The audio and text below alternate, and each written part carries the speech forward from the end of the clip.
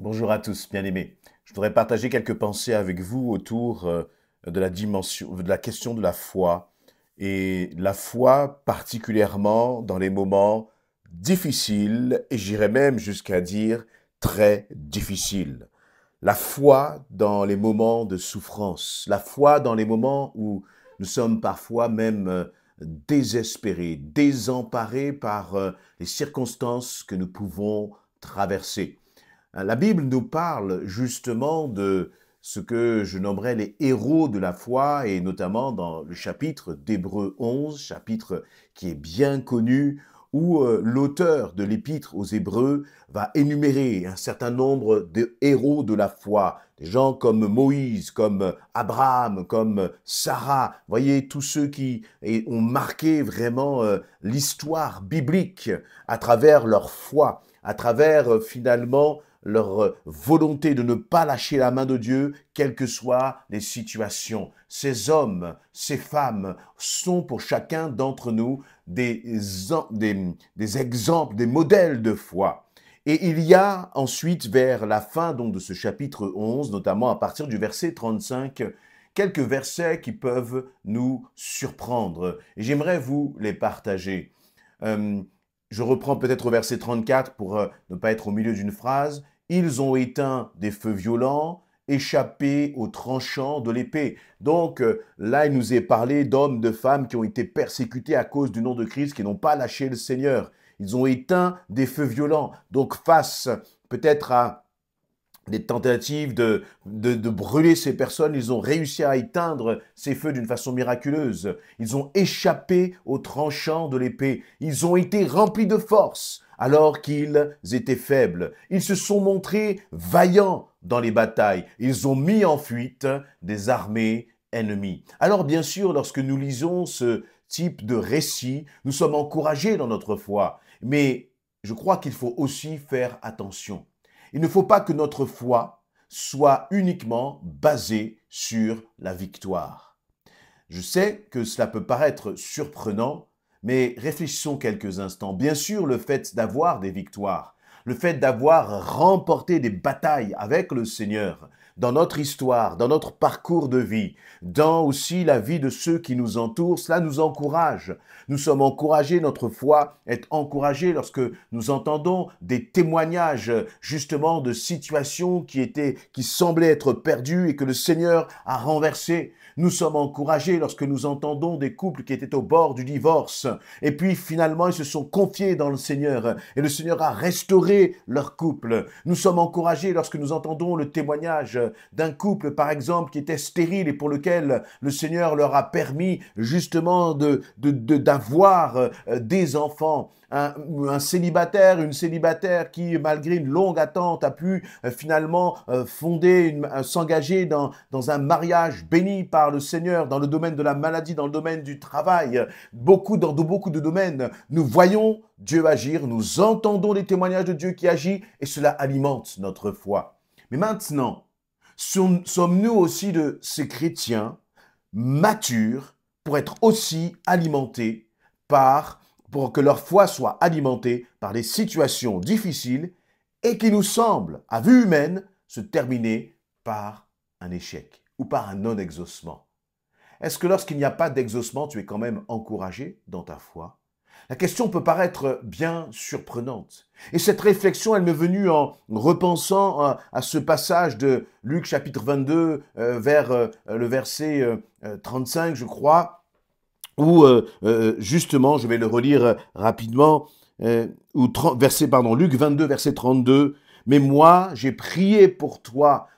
Jésus qui parle à Pierre en disant, Pierre, fais attention parce que Satan vous a réclamé pour vous passer au crible, comme on secoue le blé pour le séparer de la balle. Et Jésus va dire, mais moi, Jésus, j'ai prié pour toi pour que ta foi ne vienne pas à manquer ou pour que ta foi ne faiblisse pas. Pour que ta foi ne faiblisse pas. Et c'est cette prière de Jésus qui m'a amené à réfléchir sur la dimension de la foi. Et en allant dans le chapitre 11 de Hébreux, il nous est dit ceci, après ces récits de victoire, il y a aussi d'autres types finalement de modèles de foi. Je vous lis cela. Des femmes, verset 35, ont vu leur mort ressusciter pour leur être rendue. Gloire à Dieu. Des femmes ont vu leur mort, qui ont été ressuscitées, et donc des gens peut-être dans leur entourage ont repris vie, dans leur famille ont repris vie. Gloire à Dieu pour cela. D'autres, en revanche, ont été torturés. Ils ont refusé d'être délivrés afin d'obtenir ce qui est meilleur, la résurrection. D'autres encore ont enduré les moqueries, le fouet, ainsi que les chaînes et la prison. Certains ont été tués à coups de pierre. D'autres ont été torturés, sciés en deux ou mis à mort par l'épée. D'autres ont mené une vie errante, vêtus de peaux de mouton ou de chèvre, dénués de tout, persécutés, maltraités, eux dont le monde n'était pas digne. Ils ont erré dans les déserts et sur les montagnes, vivant dans les cavernes et les antres de la terre. Verset 39, Dieu a approuvé tous ces gens à cause de leur foi, et pourtant, aucun d'eux n'a reçu ce qu'il leur avait promis. C'est que Dieu avait prévu quelque chose de meilleur pour nous. Il ne devait donc pas parvenir sans nous à la perfection. Dans ce passage, il nous est donné là des hommes et des femmes en exemple qui, du point de vue humain, n'ont pas vu la main de Dieu. Il nous est dit qu'ils ont été tués à coups de pierre. Donc ce n'est pas qu'ils ont été lapidés, que le Seigneur les a rétablis, les a protégés, a mis une sorte de bouclier, a campé ses anges autour d'eux. Non, ils ont été tués à coups de pierre à cause du nom de Jésus-Christ, à cause de leur foi. C'est donc leur foi finalement qui les a amenés à vivre cette souffrance, à vivre cette persécution. D'autres ont été torturés. Et j'allais dire pire encore, je ne sais pas si c'est pire, mais d'autres ont été sciés en deux, bien-aimés, ou mis à mort par l'épée. Quelle cruauté! Et pourquoi? À cause de leur foi. Et vous voyez, on aurait pu se dire, mais Seigneur, lorsque l'épée va s'approcher du cœur du martyr, tu vas le protéger, l'épée va se briser. Non! Le Seigneur a laissé cette épée transpercer leur cœur et que ces hommes, ces femmes soient morts. Lorsque nous voyons de telles situations, sommes-nous encouragés par leur foi ou sommes-nous encouragés uniquement lorsque nous voyons des victoires? Et c'est vrai, et je suis certain que vous l'avez vécu aussi. Je suis encouragé par des hommes, par des femmes, pour lesquels on prie pour leur guérison. Et qui, jusqu'à présent, je dis bien jusqu'à présent parce que le Seigneur n'a pas dit son dernier mot, mais qui, jusqu'à présent, ne guérissent pas. Mais ce qui m'encourage dans la foi de ces bien-aimés, c'est de voir leur amour pour Christ, quelle que soit la situation. N'est-ce pas que Paul a dit, ni la mort, ni la vie, ni les persécutions, ni les dominations, rien ne me séparera de l'amour de Jésus-Christ. Paul l'a bien dit, c'est-à-dire que Paul est en train de dire, il n'y aura pas tout le temps, les situations ne vont pas tout le temps évoluer dans le sens où nous le voulons, où nous le désirons. Mais lorsque cela se passe, est-ce que nous allons tenir ferme? Est-ce que nous allons demeurer dans la foi? Ou est-ce que notre foi, notre théologie, notre doctrine, elle est uniquement basée sur la dimension de la victoire? Finalement, la victoire, ce n'est pas uniquement que tu sois guéri. La guérison est une victoire.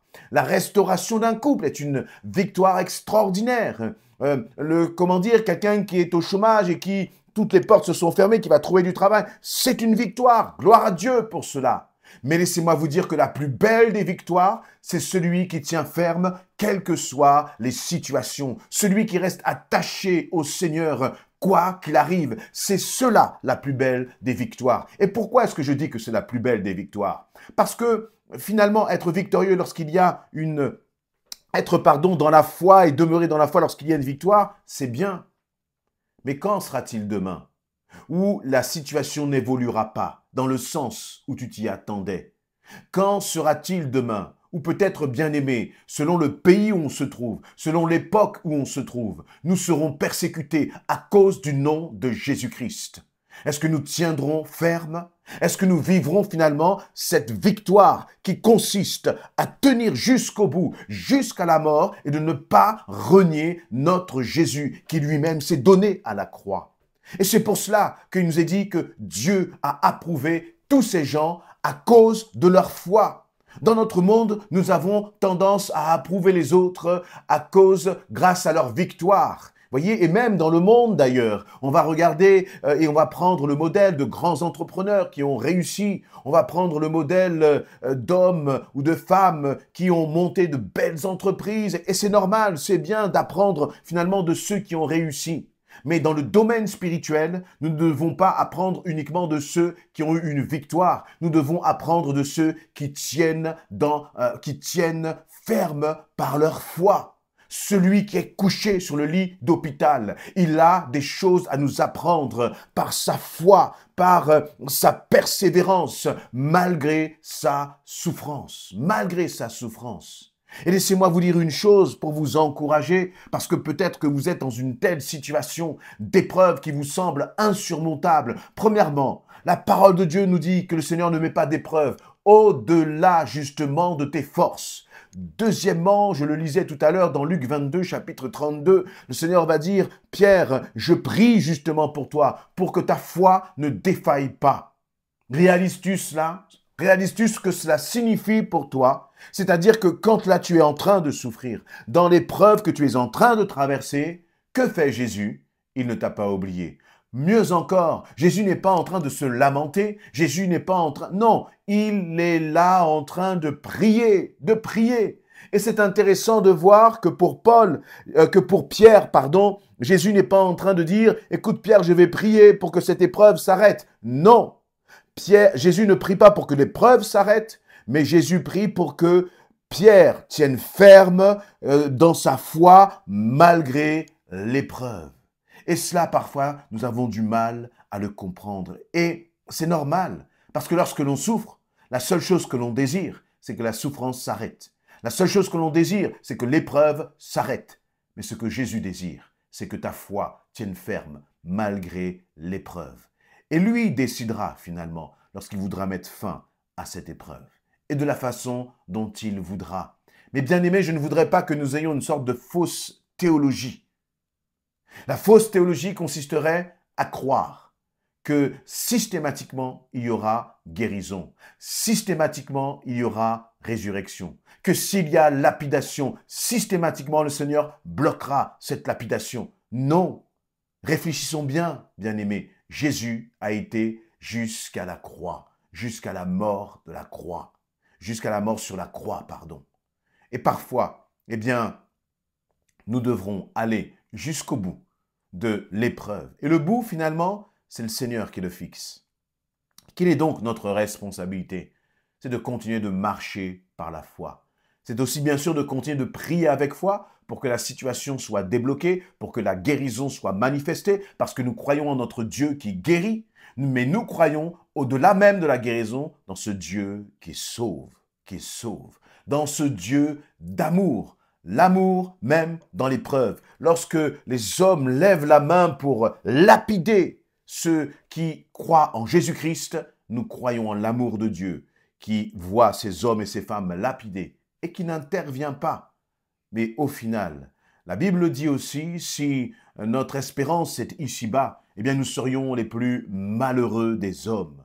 Parce que celui qui meurt ici-bas et qui s'est attaché au Seigneur, qui a tenu ferme dans la foi jusqu'au bout, finalement, que se passe-t-il pour lui? Il entre dans l'éternité. Il entre dans une joie, dans une paix éternelle et glorieuse. Et finalement, n'est-ce pas réellement pour cela que vous et moi, nous vivons?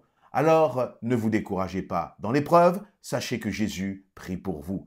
Et quelle que soit la finalité de cette épreuve, tenez ferme dans la foi. Parce qu'au final, nous ne sommes que de passage sur cette terre. Amen.